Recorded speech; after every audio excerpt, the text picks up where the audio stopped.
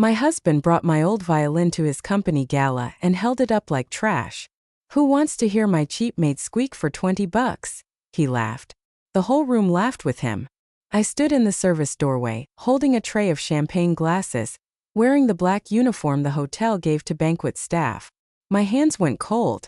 Not because he was drunk. Not because everyone was looking at him. But because the violin in his hand was mine. The same violin my mother had worked 2 jobs to buy. The same violin I had once carried into auditions with my whole future tucked inside its case. The same violin I had not touched in 7 years because my husband said it sounded like something dying. Evan lifted it higher. "Come on," he shouted. $20. Maybe 30 if you want her to stop playing quickly. More laughter. His boss laughed. His coworkers laughed. Even his mother, Marlene, sat near the front table with a glass of white wine in her hand, smiling like this was all harmless fun. Then a man I had never met stood up from the VIP table. He was tall, calm, and dressed in a dark suit that seemed to quiet the room before he even spoke. $250,000, he said. The laughter stopped. Evan blinked. What? The stranger looked at my husband, then at the violin. $250,000, he repeated. Not for the instrument. For everyone in this room to shut up and listen. Every head turned. Somehow every eye found me. The tray trembled in my hands. And for the first time in 7 years, I realized the thing I had buried might not be dead. It had only been waiting for silence. 7 years before that night, I was not a cheap maid. I was not the tired woman in black flats carrying trays through a ballroom where my husband pretended not to know me. I was Clara Reed, 23 years old, a violin student at the Harrington Institute of Music. And I believed my life would be built on stages, lights, and applause. I did not come from money. I came from a small apartment over a laundromat, where the pipes knocked at night and the winter air came in around the window frames. My mother worked at a pharmacy during the day and cleaned offices at night. She used to fall asleep at the kitchen table with coupons in one hand and my recital schedules in the other. But she never missed a performance. Not once. She bought my first violin from a retired music teacher who had arthritis in both hands. It was old, scratched, and not worth much to anyone else. But to me it was a door. When I held it under my chin, I did not feel poor. I did not feel small. I felt like the room had to make space for me. By the time I reached Harrington, I had already spent half my life practicing in borrowed rooms. I practiced in school hallways. I practiced in church basements.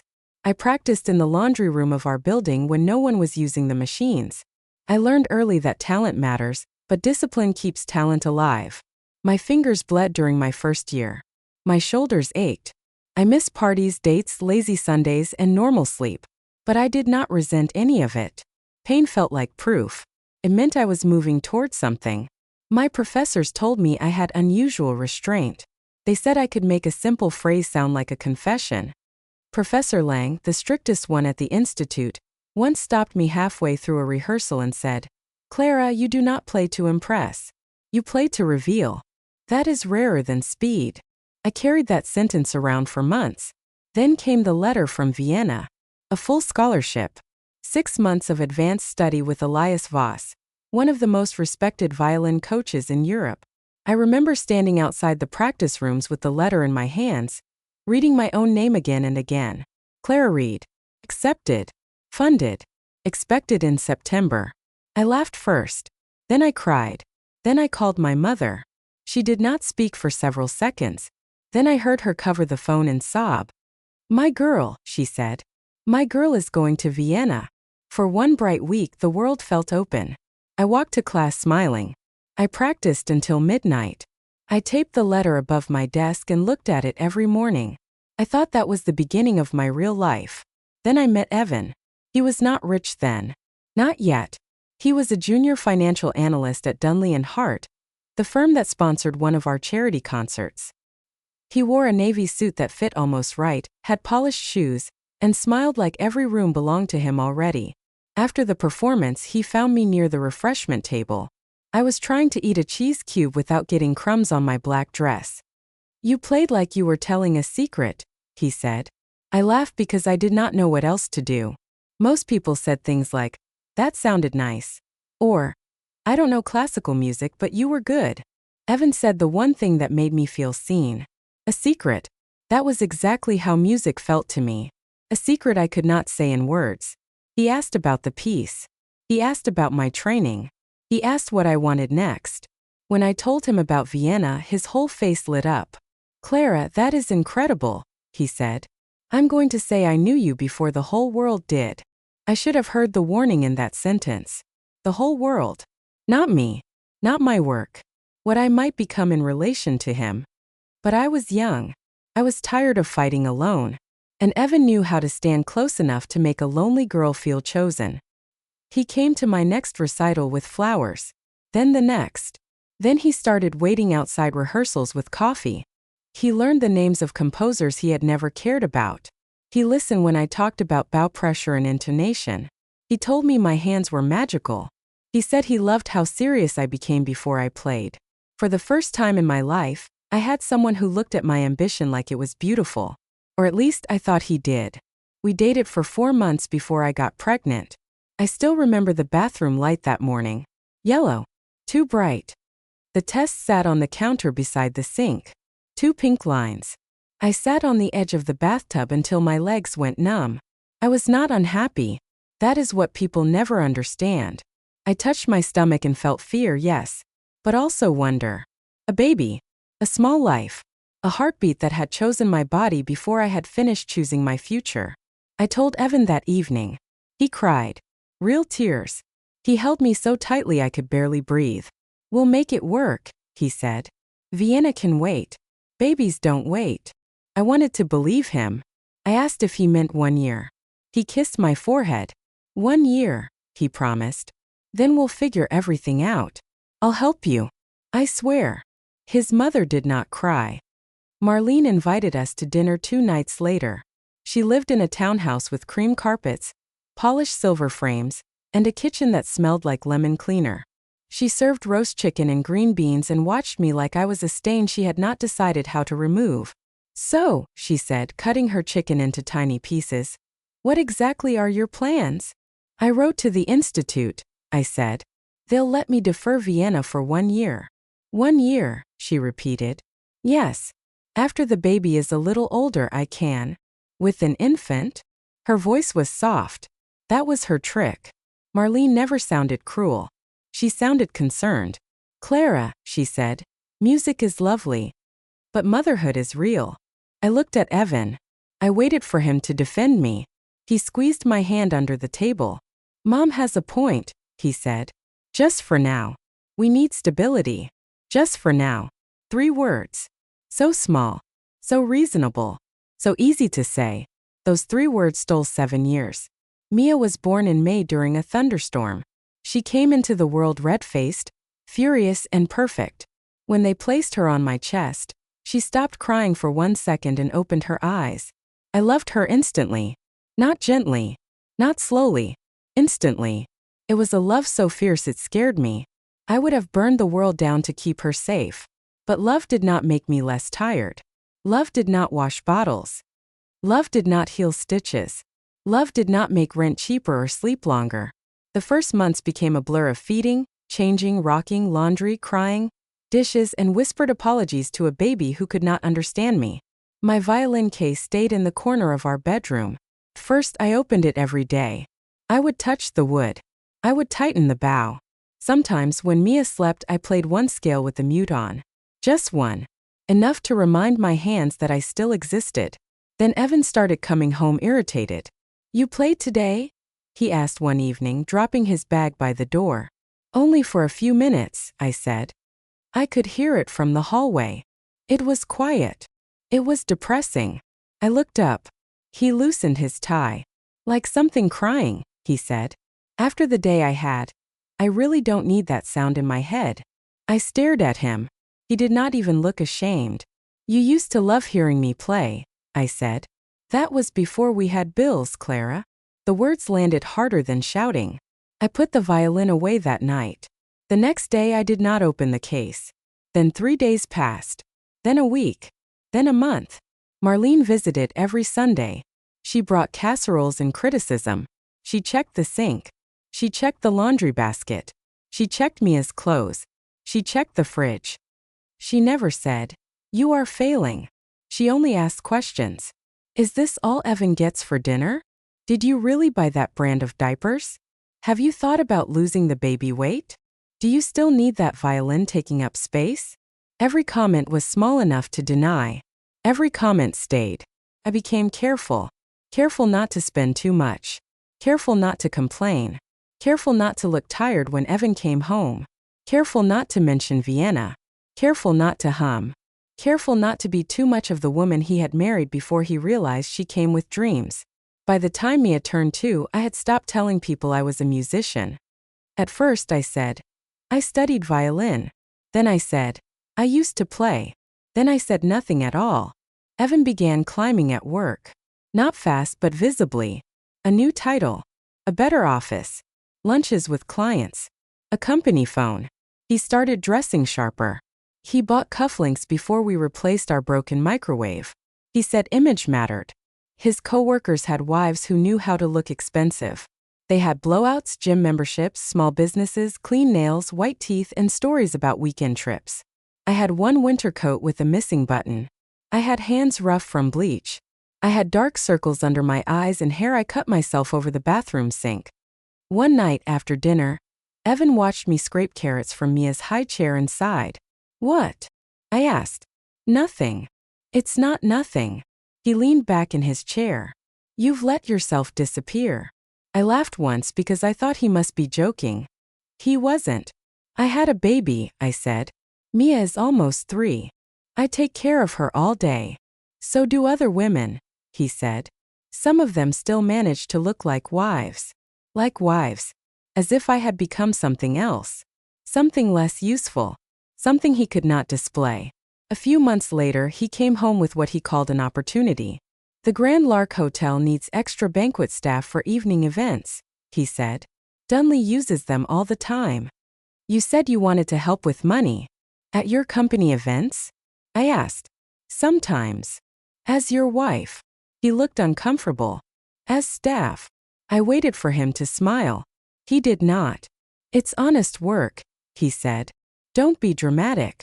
I took the job. We needed money. Mia needed preschool. The car needed repairs. And a small, desperate part of me thought maybe earning something would make Evan respect me again. Instead, I became invisible in rooms where my husband became important. I carried trays past men who shook his hand. I cleared plates from tables where women praised his ambition. I refilled water glasses while Evan leaned back in his chair and talked about investments. Sometimes he saw me across the room and looked away so quickly it felt like being erased. If someone noticed, he gave a tight little smile. "That's Clara," he would say. "She helps with events sometimes. Not my wife. Not the mother of my child. Clara. She helps." Marlene loved it. "At least you are finally contributing," she said. That was the year I put my violin in the storage closet. Not because I did not love it, because seeing it hurt too much. The Winter Gala was supposed to be the biggest event of Evan's career. Dunley and Hart was celebrating its 40th anniversary, and the Grand Lark Hotel had booked the main ballroom.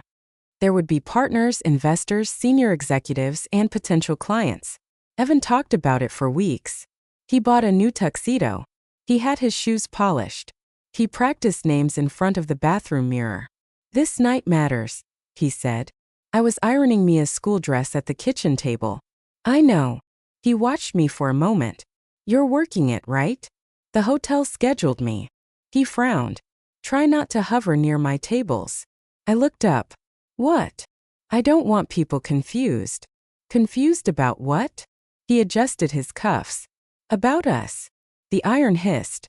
I turned it upright before it burned the dress. "Us." "Clara, don't start. I'm your wife." "At home, yes." The room went very quiet.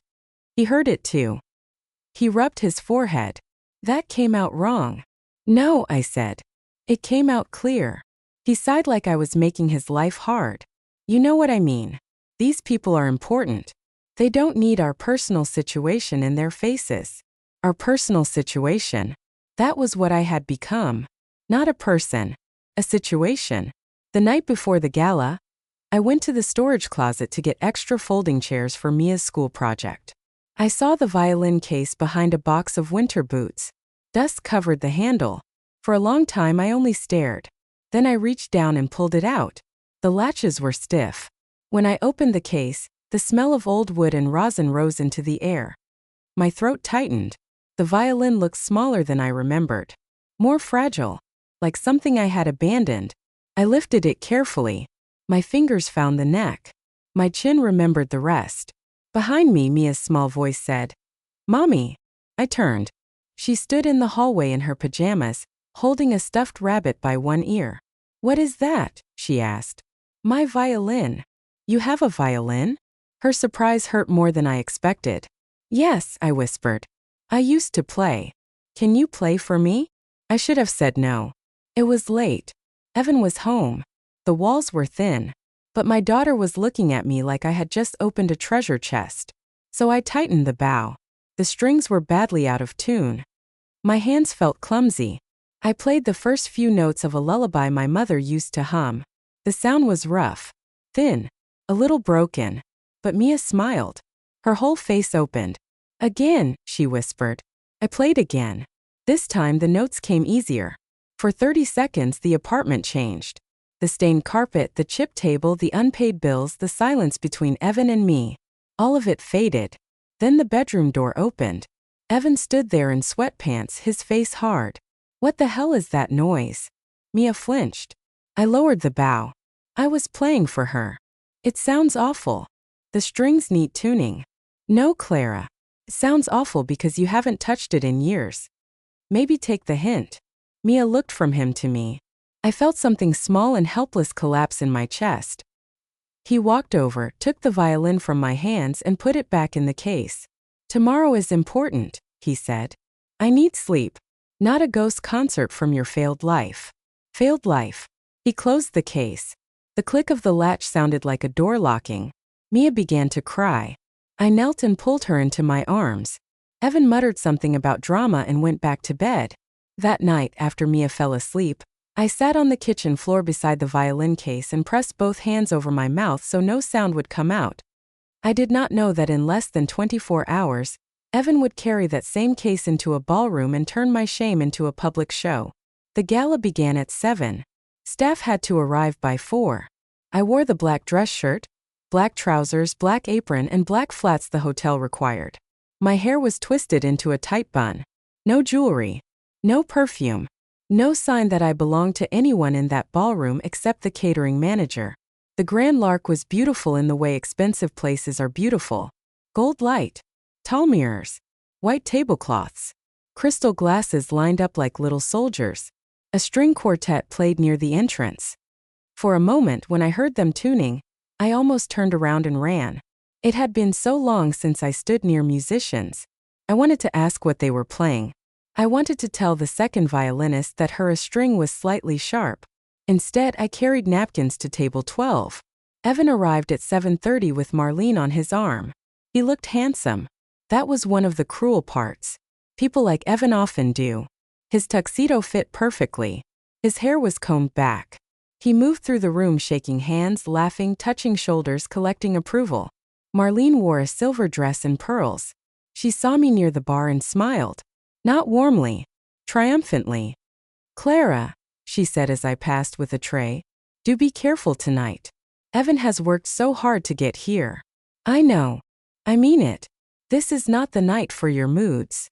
I looked at her. "My moods." She leaned closer. "Some women do not know how to stand beside a successful man. They resent him. They make little scenes. They drag attention back to themselves." I almost laughed. I was wearing an apron and carrying mushroom tarts. How exactly would I drag attention to myself? Marlene looked me up and down. By existing too loudly.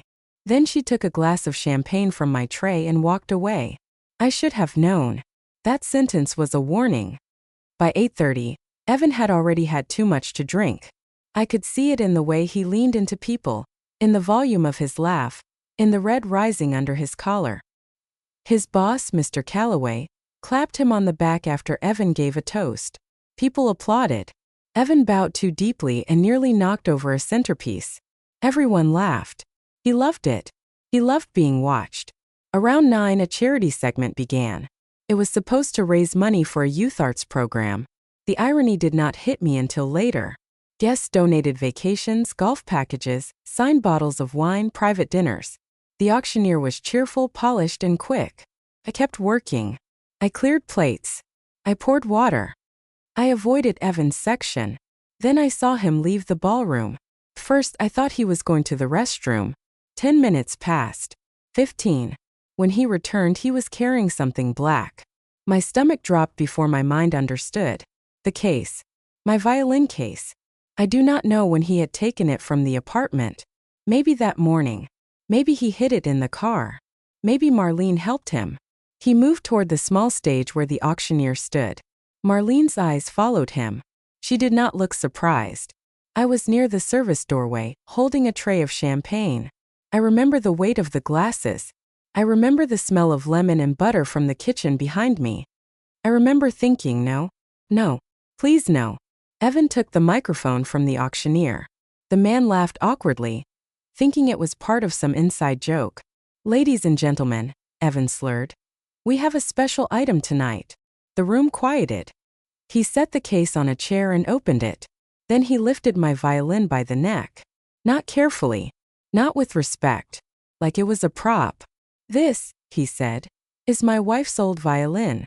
A few people turned in confusion. Some knew he was married. Most did not know to whom. Evan grinned. She used to think she was going to be some great musician. Few polite laughs. He liked that. So he pushed further. Now she works here, so I guess the arts program did not do much for her. More laughter. My face burned. I could not move. Who wants to hear my cheap maid squeak for $20? Evan shouted. The room erupted. Cheap maid. Not wife. Not Clara. Cheap maid. The tray tilted in my hands. One glass slid, tapped another, and almost fell. A server beside me whispered, Clara, are you okay? I could not answer. Evan kept going. Come on. $20. Maybe 30 if you want her to stop playing quickly. Someone shouted. 50. Someone else whistled. The auctioneer looked trapped. Mr. Calloway's smile had gone stiff. Marlene raised her glass, as if her son were charming. Then Evan saw me. For 1 second, his expression flickered. Not guilt. Annoyance. Like I had walked into the wrong room. Well, he said into the microphone, there she is. Every head turned. I wanted the floor to open. I wanted to disappear. I wanted to run. But my feet stayed where they were.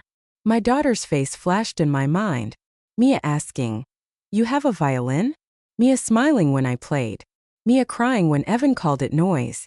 If I ran, she would learn that shame wins. So I stood still. The room became quiet enough to hear the ice in someone's glass. Then the man at the VIP table stood. I had noticed him earlier only because people seemed careful around him. He was perhaps in his early 40s, with dark hair touched by gray and a stillness that did not need to announce itself.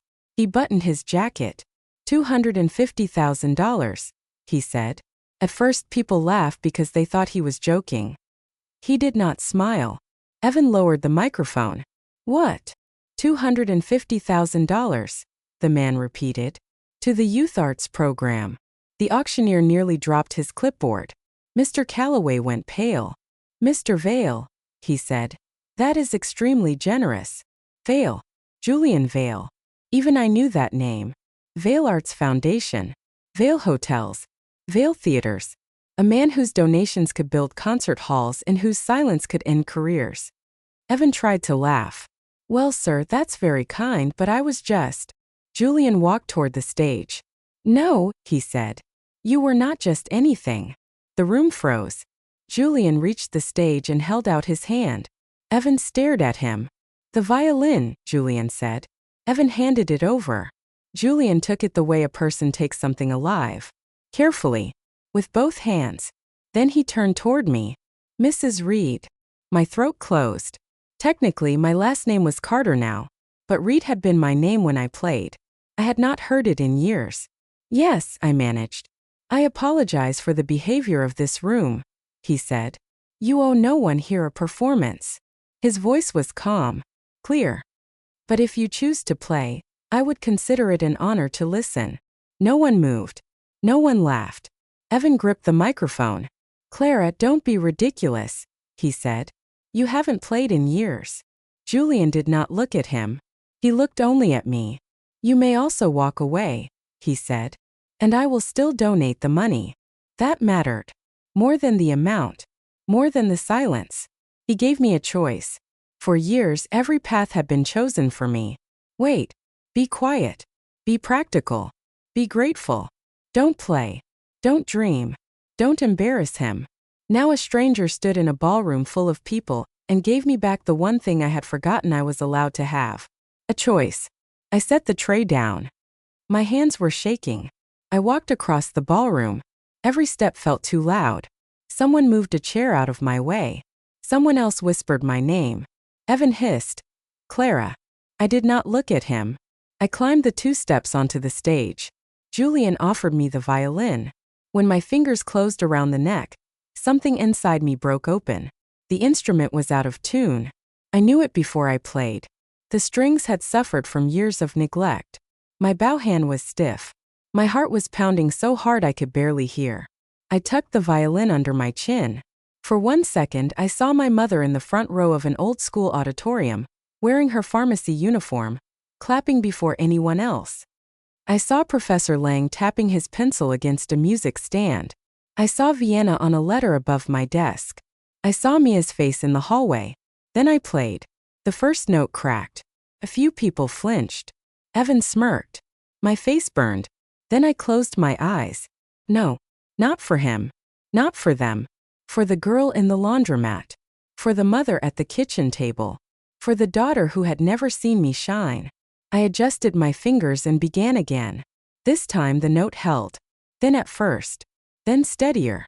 I chose the lullaby my mother used to hum. It was not technically impressive. It was not made to show speed. It was simple. Tender. Honest.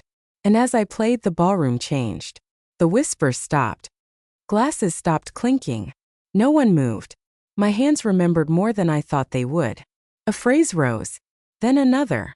The music trembled, but it lived. By the end I was crying. Not loudly. Just tears running down my face as the last note faded into the gold-lit room. For 3 seconds there was nothing. Then Julian Vale stood and applauded. Slowly. Once. Twice. Again. Someone else joined. Then another. Then the room rose. Not everyone. But enough. Enough to make Evan's face turn gray. Enough to make Marlene lower her glass. Enough to make me understand that the sound he called dying had only been starved. Julian stepped closer. Mrs. Reed, he said softly. You were never the joke. I looked at my husband. He stood with the microphone hanging at his side. For once he had nothing to say. I did not go home with Evan that night. He followed me into the hallway after the performance, his face red with anger and panic. Clara, he snapped. We need to talk. I kept walking. The service corridor smelled like coffee, steam, and floor cleaner. My hands still shook from playing. Clara. He grabbed my wrist. Before I could pull away, Julian's voice came from behind us. Let her go. Evan turned. This is my wife. Julian looked at his hand on my wrist. Then behave like a husband. Evan released me. His jaw tightened. You don't know anything about us. I know what I saw. You saw a joke. No, Julian said. I saw a man humiliate a woman because he believed no one important would care. Evan looked toward me. His voice dropped. You are making this worse. That sentence was so familiar I almost smiled. I was always making things worse. When he insulted me, I made it worse by reacting. When his mother criticized me, I made it worse by looking hurt. When he ignored me, I made it worse by asking why. But standing there in that hallway, with the violin in my hands and applause still ringing somewhere behind me, I finally understood something. I had not made my life worse by wanting respect. I had only made his lies harder to maintain. I'm not going home with you, I said. Evan stared. What? I'm going to get Mia. It's almost midnight. She's with the neighbor. You are not taking my daughter anywhere because you got emotional at a party. My daughter. Not our daughter. His daughter. The words landed in me like cold metal. Julian stepped back, not interfering but not leaving either. That helped. It meant I had a witness.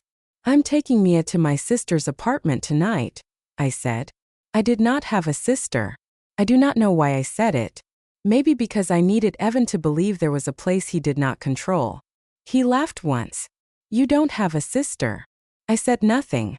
His eyes narrowed. You have nowhere to go. There it was. The real sentence under every sentence. You have nowhere to go. That was why he could laugh. That was why Marlene could inspect my life. That was why I had stayed. Not love. Not loyalty. Nowhere. Julian reached into his jacket and took out a business card. He held it toward me, not Evan. My foundation keeps emergency apartments for artists in crisis, he said. No obligation. No condition. If you need a safe place tonight, call this number. Evan scoffed. Artists in crisis? She works banquets. Julian finally looked at him.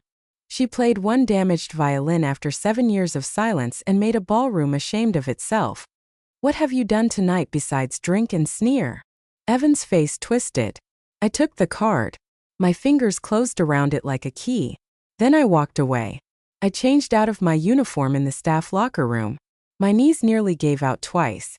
One of the other servers, Tasha, came in while I was tying my shoes. She had seen everything. She did not ask questions.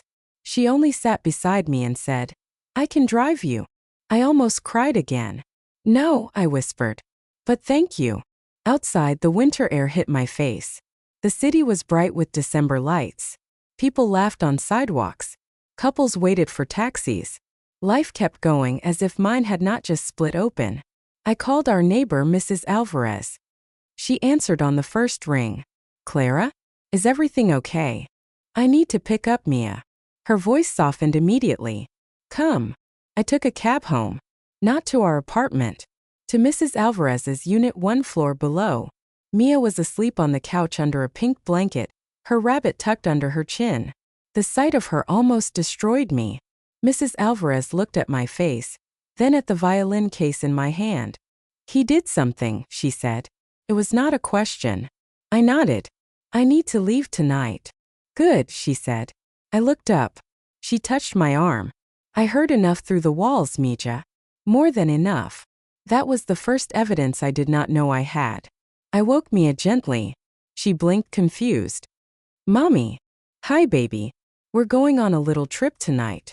Where? Somewhere safe. Is Daddy coming? I swallowed. No. She looked at me for a long second. Then she reached for me. I carried her upstairs while Mrs. Alvarez followed with her spare key and her phone in her hand. Our apartment was dark. Evan had not come back yet. I packed fast. Mia's clothes. Her school folder. Her birth certificate. My passport. Our medical records. The Vienna letter still folded in an old notebook. My mother's photo. The violin. Not much else. Mrs. Alvarez stood by the door listening. You call me if he comes, she said. I will. No. You call me and I call police. I nodded. My hands moved through drawers like they belonged to someone else. When I reached the bedroom closet, I saw Evan's tuxedo jacket hanging from the chair. A cufflink lay on the floor. For years I had picked up after him without thinking. That night I stepped over it. At 1 a.m, I called the number on Julian's card. A woman answered. Vale Arts Foundation emergency line. My voice shook. My name is Clara Reed. Mr. Vale gave me this number. One moment, Ms. Reed. Less than 10 seconds later, Julian came on the line. Clara. I need the apartment, I said before fear could stop me. Where are you? I told him. I'll send a car. I looked at Mia asleep against my shoulder. I have my daughter. Of course, he said. Both of you. No pause. No sigh. No, that complicates things. Both of you. The car arrived 20 minutes later. Mrs. Alvarez hugged me hard before we left. I can testify, she whispered in my ear. If you need it. I pulled back and looked at her. She nodded. I heard him. Many times. I cried then. Only for a second. Then I carried my daughter into the elevator and did not look back. The emergency apartment was not grand. That surprised me. I expected something cold and expensive, with glass walls and furniture no child could touch. Instead, it was warm, small, clean. A one-bedroom apartment above a closed gallery, with a blue sofa, a tiny kitchen, a stack of children's books on the coffee table, and a vase of fresh white tulips near the window. Mia woke enough to ask, "Is this a hotel?" "Kind of," I said. She looked around. "Can I sleep here?" "Yes, baby." She nodded, accepted that, and fell asleep again. A woman named Nora met us there. She worked for Julian's foundation. She showed me the locks, the emergency phone, the pantry, the folded cot for me, and the bedroom for Mia. "There are clothes in the dresser," she said. "For both of you. Basics. Keep what fits." "I can't pay for this," I whispered. "You are not being asked to." "I don't want charity." Nora looked at me kindly. "This is not charity. This is what the fund exists for."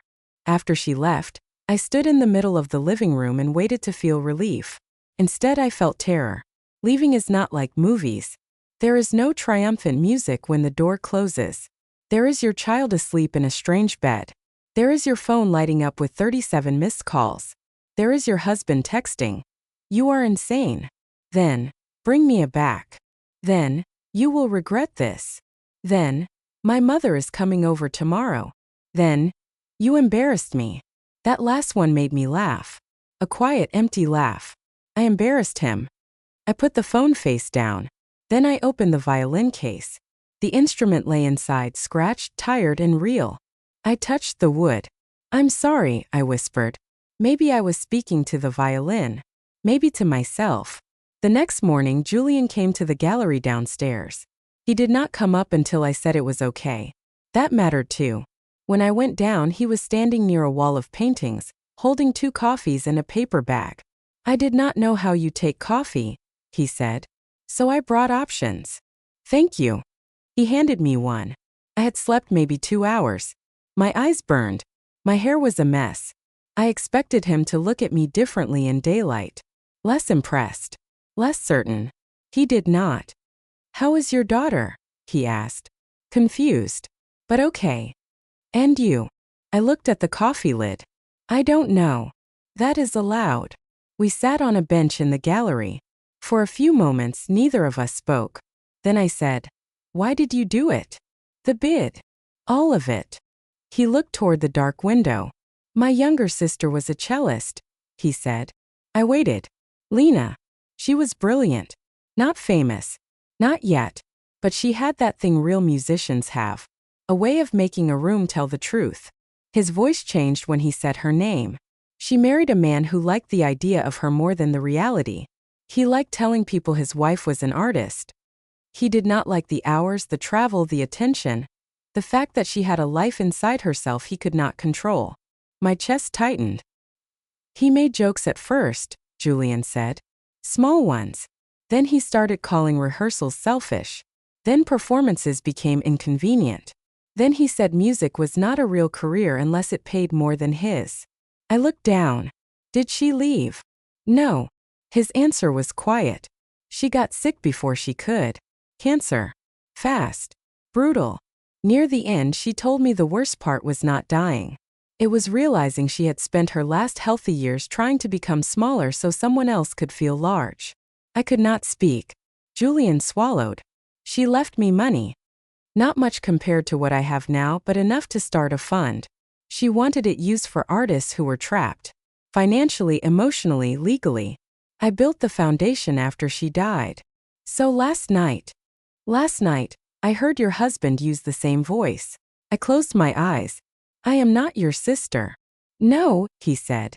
"And I am not asking you to be." I opened my eyes. He looked directly at me. "I am offering help. Lawyers.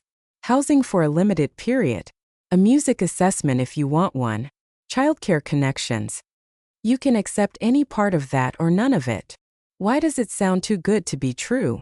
Because people who control others often teach them that help must always be a trap. I looked away before he could see my eyes fill. He placed a folder on the bench between us. "These are legal resources. Read them when you can. Do not contact your husband alone. Do not delete his messages. Document everything. If he threatens you, save it. If his mother calls, let it go to voicemail. My hand hovered over the folder. I'm scared. I know. What if he takes Mia?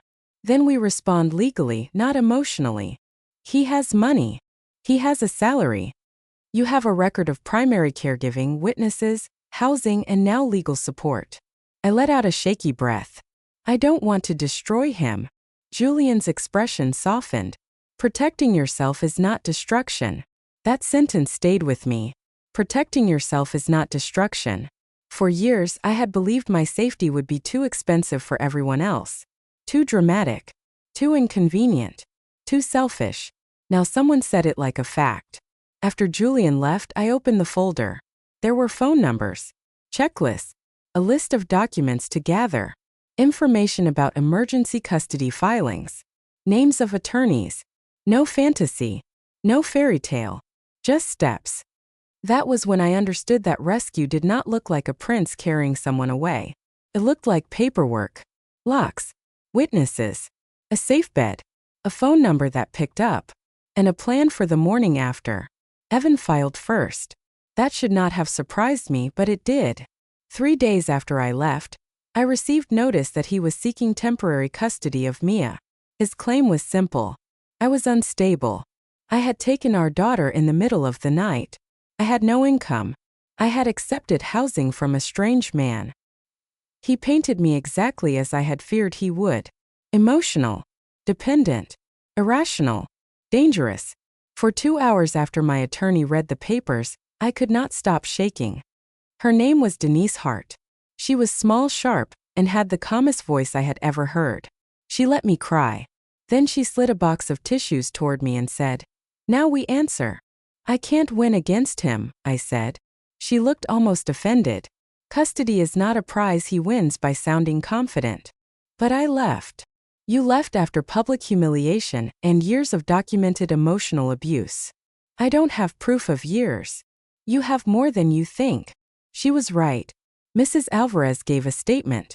Tasha from the hotel gave a statement about the gala.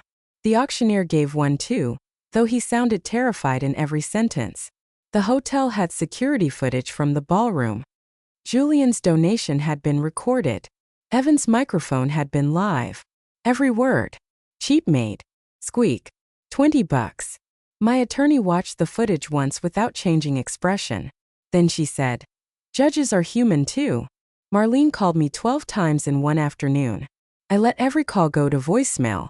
Her messages moved from sweet to venomous. "Clara dear, this has gone far enough. Think of Mia. You are humiliating Evan. No court will give a child to a banquet girl living off some rich man. You were never good enough for my son, and this proves it." Denise listened to the voicemails with the same calm expression. "Helpful," she said. I almost laughed. The first temporary hearing was 2 weeks after Christmas. I wore a navy dress Nora helped me choose from a donation closet. Mia stayed with Mrs. Alvarez. I barely slept the night before. In the courthouse bathroom I threw up twice. Then I washed my face, looked in the mirror and whispered, "Protecting yourself is not destruction." Evan arrived with Marlene and an expensive attorney. He looked polished, wounded, and furious. The kind of man who knew how to perform dignity. When he saw me, his eyes moved over my dress, my hair, my borrowed shoes. Then he smiled slightly. I knew that smile. It meant he thought I was pretending. The hearing was not dramatic. No one shouted. No one gave a speech. It was worse than drama. It was facts. Who took Mia to school? I did. Who attended doctor appointments? I did. Who handled meals, bedtime, homework, clothes, childcare? I did. Who had stable housing? For now I did. Who had threatened whom? Evan's texts answered that. His attorney argued that Julian's help was suspicious. Denise responded that foundation housing was documented, temporary, and not dependent on any personal relationship. Then the gala footage was played. I stared at the table while my husband's voice filled the courtroom. "Cheap made. Squeak. $20. The judge's face did not move, but Marlene's did. For the first time she looked embarrassed. Not sorry. Embarrassed. There is a difference. Temporary primary custody was granted to me. Evan receives supervised visits for 60 days, pending review. I did not cheer. I did not feel victorious. I walked out of that courtroom and sat on a bench in the hallway because my legs would not hold me. Denise sat beside me. "You did well," she said. "I didn't do anything. You stayed." I thought about that. Maybe staying in the room while the truth is spoken is a kind of courage. That evening I picked up Mia. She ran into my arms. "Can we go home?" she asked. For a second I did not know what she meant. Then I realized. Not the apartment with Evan. The gallery apartment. The place with tulips and children's books and quiet nights. "Yes," I said. "We can go home." That night, after she fell asleep, I took out my violin. I tuned it properly for the first time in years. One string snapped. The sound made me jump. Then I laughed. Of course it snapped. Things left too long under pressure often do. I replaced the string with one Nora had found for me. Then I played one scale. Badly. Then another. Less badly. The music did not come back like magic. My fingers were stiff. My wrist hurt. My tone shook. But I practiced for 15 minutes. Then 20 the next day. Then 30. Mia sat on the floor coloring while I played. Sometimes she covered her ears and giggled. Sometimes she said, "That one was pretty." Sometimes she fell asleep to scales. I began to understand that rebuilding a life is not one grand moment. It is repetition. It is doing the small thing again after years of being told not to. It is touching the instrument, making the call, signing the paper, cooking dinner in a safe kitchen, sleeping through the night without listening for footsteps. It is boring sometimes. That is how you know it is real. Julian found me a coach. I resisted at first. "I'm not ready," I said. He smiled faintly. "No artist ever is." Her name was Irene Sato. She was 71, Japanese-American, 5 feet tall and terrifying. She had taught at conservatories, judged international competitions, and once made a famous soloist cry during a master class.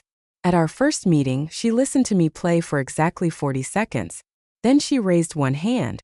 "Stop." My face went hot. "I know it's bad." I did not say bad. "You didn't have to." She tapped her pencil against the stand. "You have damage, not absence." I frowned. What does that mean? It means the player is still there, buried under fear, bad habits, and self-pity. I blinked. Julian, who had insisted on waiting outside, was lucky he could not hear this. Irene stepped closer and adjusted my elbow without asking. "You play like you are apologizing to furniture." Despite myself, I laughed. She did not. Again. I played. Again. I played. Again. By the end of the first hour, my shoulder ached and my pride had been thoroughly insulted. But something else had happened. For the first time in years, someone criticized my playing without using it as proof I should stop. Irene corrected me because she expected me to improve. That expectation felt like respect. We worked 3 days a week. At first, I could barely play for an hour without pain. My left hand cramped. My bow shook. I cried in the restroom after lessons twice. The third time, Irene knocked on the door and said, "Tears are fine. Drama is not. You have 10 minutes." I adored her. Nora helped me apply for part-time administrative work at the foundation. Not performance. Not yet. Scheduling. Emailing. Cataloging donated instruments.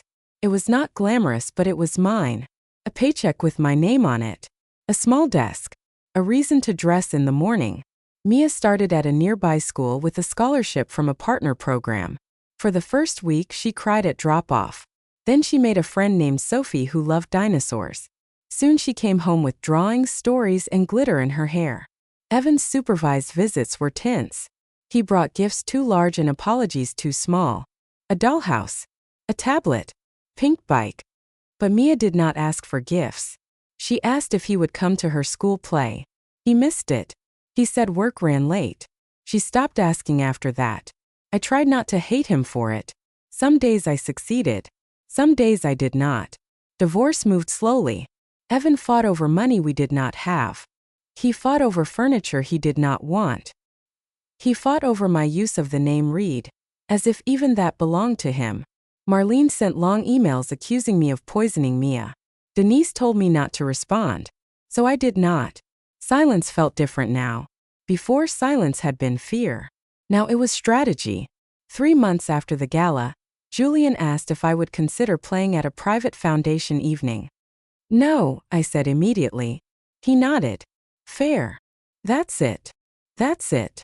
You're not going to convince me? No. I looked at him across the gallery office. He was reading grant applications, sleeves rolled to his forearms, glasses low on his nose. For months he had been careful with me. Never too close. Never too familiar. Always knocking. Always asking. Sometimes that kindness made me suspicious. Sometimes it made me angry.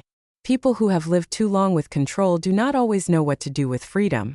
Why not? I asked. Because your no should mean no somewhere in your life. I looked down at the file in my hands. Oh. A week later I changed my mind. Not because Julian pushed. Because he did not. The foundation evening was small. 40 people in the old reading room of a private library. No stage. No spotlight. Just chairs, lamps, bookshelves, and a window looking out over rain-slicked streets. I wore a simple black dress. Mia sat in the front row with Nora. Irene stood at the back with her arms crossed. Julian stood near the door. I played 2 pieces. The first was careful. The second was better. Not perfect. Not even close. But real. When I finished, Mia jumped up and shouted, "That's my mommy." Everyone laughed. I laughed too. Then I bowed. A real bow. Not as staff. Not as someone clearing plates. As the person people had come to hear. Afterward, an older woman approached me.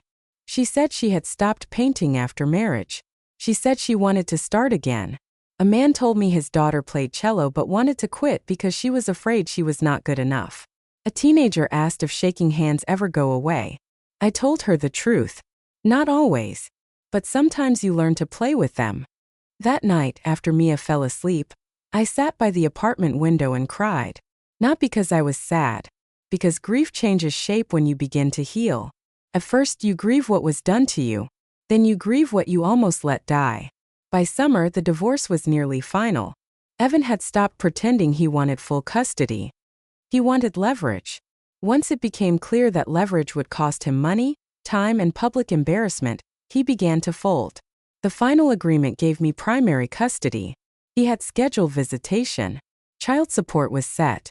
No adoption fantasies. No dramatic erasure. Just law. Plain, imperfect, necessary law.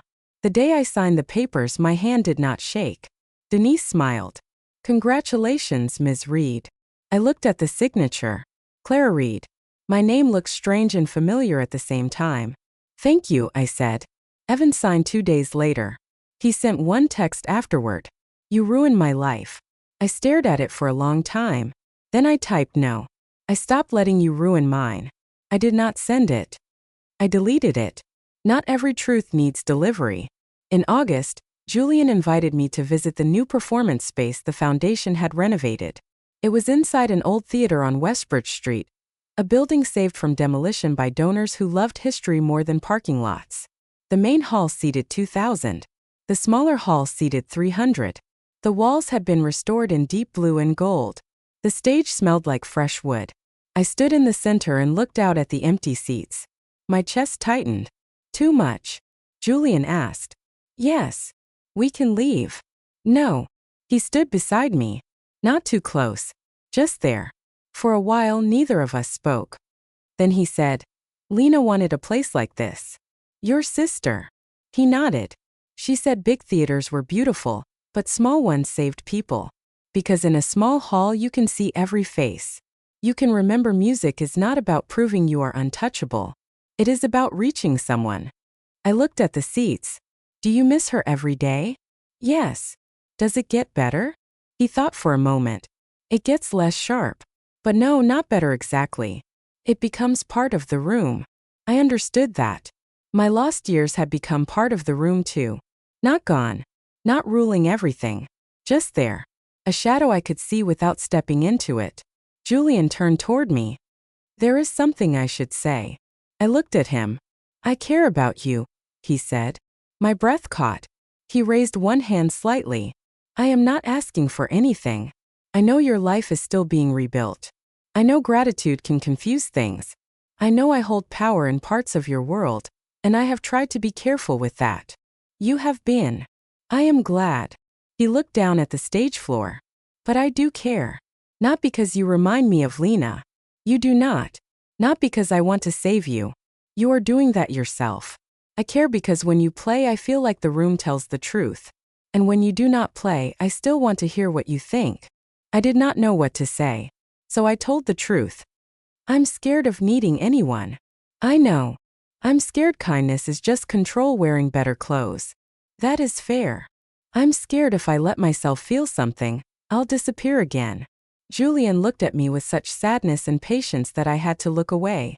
Then do not disappear, he said. Take up more space.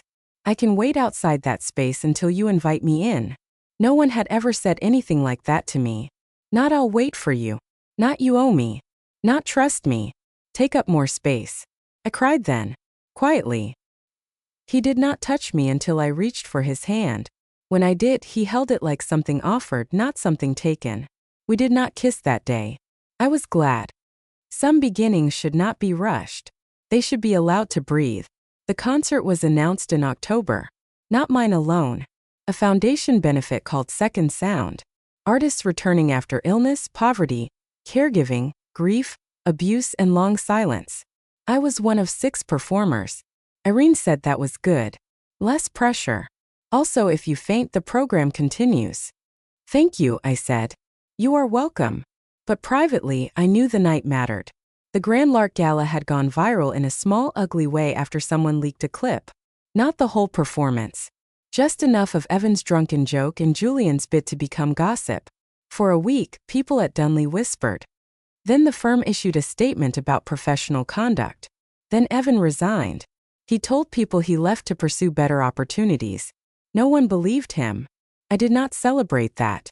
At least not much. But I did notice that the world he feared embarrassing had survived his embarrassment just fine. That is the secret of controlling people. They act as if your smallest mistake will ruin everything. Then they make enormous messes and expect everyone else to sweep. I had swept enough. As the concert approached, I practiced harder than I had in years. 2 hours in the morning, 1 in the afternoon, sometimes more after Mia slept. My hands grew stronger. My tone deepened. Irene complained less, which from her was basically applause. Mia became my strictest audience. That part sounds like running, she said once. It is supposed to. That part sounds like crying. It is supposed to. That part sounds like pancakes. I lowered the violin. Pancakes. She shrugged. Good pancakes. I accepted that as a professional review. 2 weeks before the concert, Evan called. I almost did not answer. But Mia was with him that weekend, and fear still had old reflexes. Is she okay? I asked. She's fine. What do you need? Silence. Then, I heard about your concert. I said nothing. Are you really doing this? Yes. In front of people? Yes. He laughed softly. Not kindly.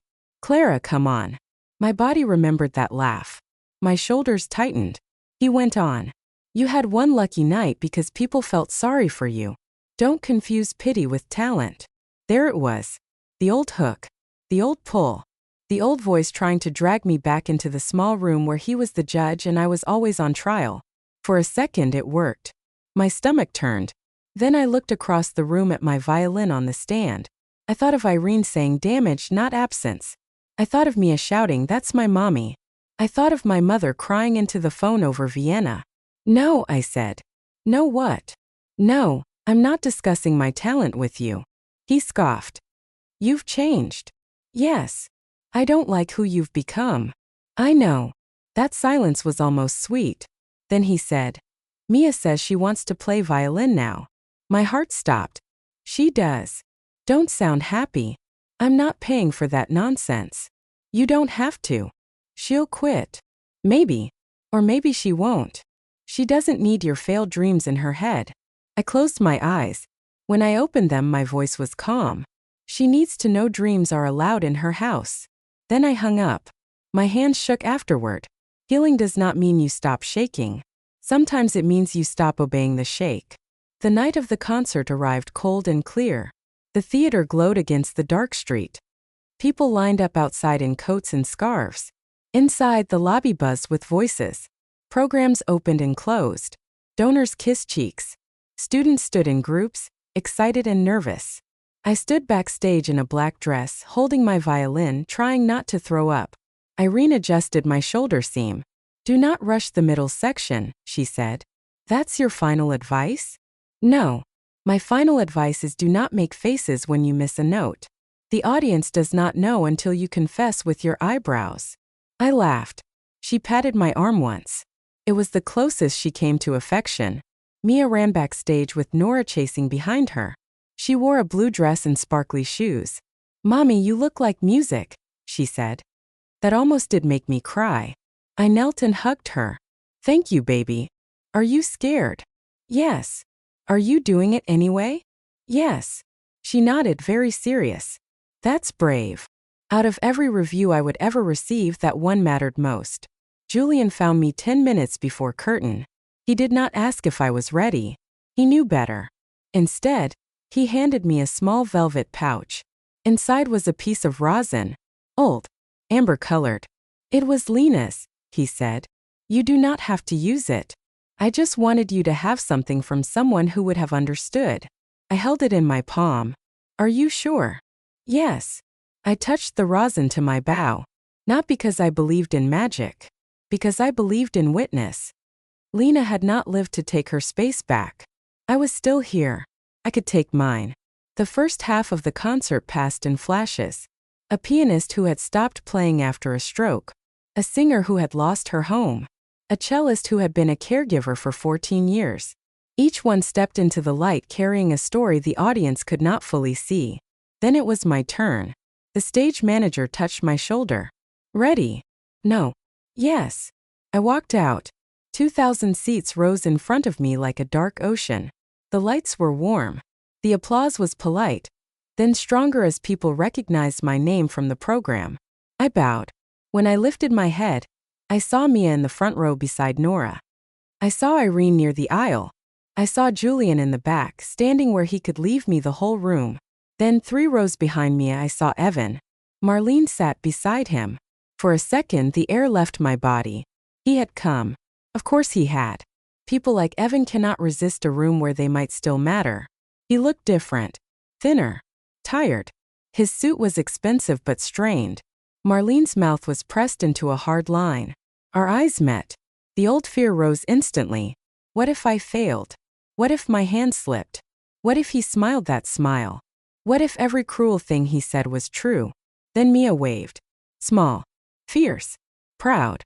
And I remembered. This was not Evan's room. This was not his joke. This was not his verdict. I placed the violin under my chin. The first piece was Bach. Clean. Exposed. Unforgiving. I chose it because Irene told me not to hide behind emotion. Earn the tears, she said. Do not beg for them. The opening note rang out. Steady. Full. Alive. I did not rush the middle section. I did not confess mistakes with my eyebrows. I played like someone walking through a house she had once been locked out of, touching every wall, saying mine, mine, mine. When the piece ended, applause rose. I bowed. Then I lifted the microphone. I had not planned to speak, but standing there with Evan watching and Mia listening, I knew I had to. 7 years ago, I said, I stopped playing. The theater quieted. I told people life got busy. I told myself motherhood changed my priorities. I told my daughter I used to play, as if the woman who loved this instrument had died before she was born. My voice trembled. I let it. But the truth is simpler and harder. I let someone teach me that my sound was shameful. No one moved. I am not saying this because I want pity. I am saying it because somewhere in this room, or somewhere listening later, there is someone who has put down a brush, an instrument, a notebook, a dream, or even their own voice because another person needed them small. I looked at Mia. Please know this. If it was once yours, it can still be yours. Even if your hands shake. Even if years have passed. Even if the first note cracks. I lowered the microphone. Then I played the lullaby. The same one from the Gala. The same one my mother had hummed. The same one Mia first heard in our hallway. But it was different now. Not timid. Not broken. It began softly, then opened. The melody rose into the theater, carrying every kitchen floor, every unpaid bill, every insult, every night I had swallowed my own name. I did not play to prove Evan wrong. That would still have made him the center. I played because my daughter was watching. I played because my mother had believed. I played because Lena never got to. I played because the girl who once taped a Vienna letter above her desk deserved to know she had not vanished. Near the final phrase, I looked toward Evan. His face had changed. Not softened. Not redeemed. Just stripped. For the first time, he seemed to understand that the thing he mocked had existed beyond his permission. Marlene stared at the stage with wet eyes she would probably deny later. I gave them neither anger nor forgiveness. I gave them music. That was more than they deserved, and less than they could take. When the last note faded, silence held for one breath. Then the theater stood. All at once. A sound like rain, thunder, and release. Mia jumped up first. Then Nora. Then Irene, who clapped with the severe expression of someone approving against her will. Julian stood at the back, one hand pressed lightly over his heart. I bowed. This time I did not cry because I was ashamed. I cried because I was seen. After the concert, people crowded the lobby. They wanted to shake my hand. They wanted to tell me their stories. A woman said she had not sung in 20 years. A man said he used to write poems before his wife got sick. A teenager said her father called dance useless, and she had almost quit. I listened to each one as long as I could, not because I had answers, because I knew what it felt like to speak a buried thing aloud and hope someone did not laugh. Mia stayed glued to my side.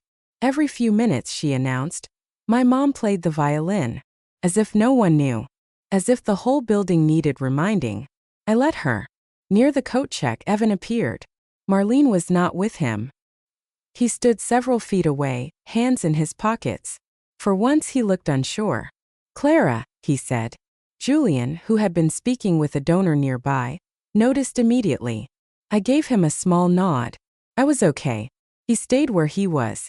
Evan saw that. His mouth tightened. You were good, he said. I looked at him. The sentence hung between us, strange and small. Once I would have starved for those words. I would have carried them home like bread. Now they arrived too late to feed anything. Thank you, I said. He shifted. Mia was proud. Yes. She talks about violin all the time. I know. He looked down. I didn't think you'd actually do it. I know that too. A flash of irritation crossed his face. Then it faded. For a moment I saw not a villain, not a monster, but a small man who had mistaken control for strength and mockery for power. That did not excuse him. It only made him less frightening. I was drunk that night, he said. I waited. At the gala. I know. I said things I shouldn't have. Yes. I didn't mean for it to go that far. There it was. Not I hurt you. Not I was cruel. I did not mean for consequences to arrive. I looked at him for a long moment. Evan, you did not humiliate me because you were drunk. You humiliated me because you had practiced in private for years. His face went pale. I never. You did. He closed his mouth. The lobby noise moved around us. People laughing. Coats rustling.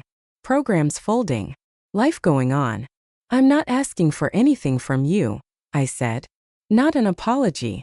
Not regret. Not understanding. I only need you to stop teaching our daughter that love sounds like contempt. He looked toward Mia. She was showing Nora the program. She hates me, he said. No, I said. She is watching you. There is still a difference. His eyes flicked back to mine. Maybe that was the kindest truth I could give him. Then I walked away. Mia ran to me and took my hand. Can we get pancakes? She asked. I laughed. It is 10 at night. So, Julian approached, smiling. I know a place. I looked at him. Of course you do. We went for pancakes. Me, Mia, Julian, Nora, and even Irene, who claimed she hated pancakes and then ate 3. Mia fell asleep in the booth with syrup on her sleeve. Julian sat across from me, tired and happy. Under the table, his foot did not touch mine. His hand did not reach for me. He gave me space. And for the first time, space did not feel empty. Felt like room. Room to breathe. Room to choose. Room to become. A month later, Mia started violin lessons. She was terrible. Absolutely terrible. Her bow screeched. Her posture collapsed. She played open strings like she was sawing wood. She loved every second. The first time Evan came to pick her up after a lesson, she ran to the door with the tiny rental violin in her arms. "Daddy, listen." He froze. I watched from the kitchen. For one long second, I saw the old Evan rise in his face. The impatience. The disgust. The reflex to crush what made him uncomfortable. Then he looked at me. Maybe he remembered the theater. Maybe he remembered what I said. Maybe he simply knew the world was watching him differently now. Whatever the reason, he swallowed. "Okay," he said. Mia played for terrible notes. Evan winced, but he did not laugh.